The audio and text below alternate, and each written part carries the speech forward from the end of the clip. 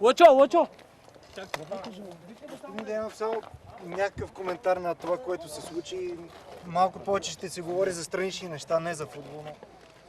И за съжаление, така е ситуацията, че никакъв футбол и неща, където са недопустими да се случват по стадионите. И аз нямам никакво обяснение направо. Те деца да ги изграждаме, да ги правиме футболисти или да ходят по стадионите да воюват и да се бият. Главният арбитър ли до някъде изнерви обстановката, понеже поред мен изключително грешни отсъждания цял матч?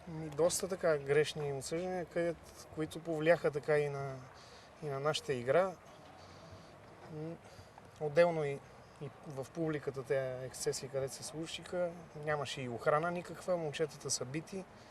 Довършихме матча с 8 момчета, видяхте, едното го съхранихме да не стане по-голяма беля. Аз лично съм потресен от това, където се случи. Имахте ли желание да довършите матча? Не. Няма желание. Моето желание беше да се приберем, но така и момчетата, и аз в крайна сметка взехме решение, че трябва да го довършим, за да няма някакви санкции за клуба. Имаше разговори с съдията. Какво ви каза през това време, докато се чудехте дали да продължите?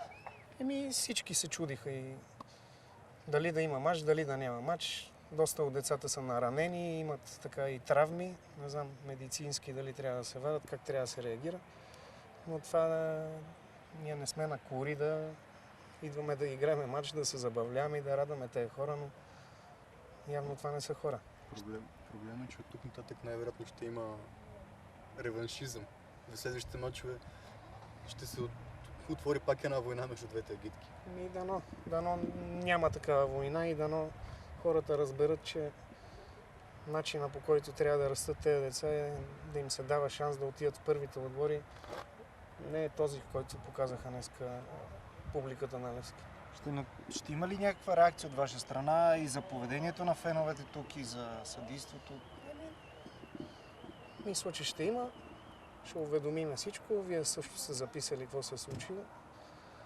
И нека БФС си вземе там нужните неща.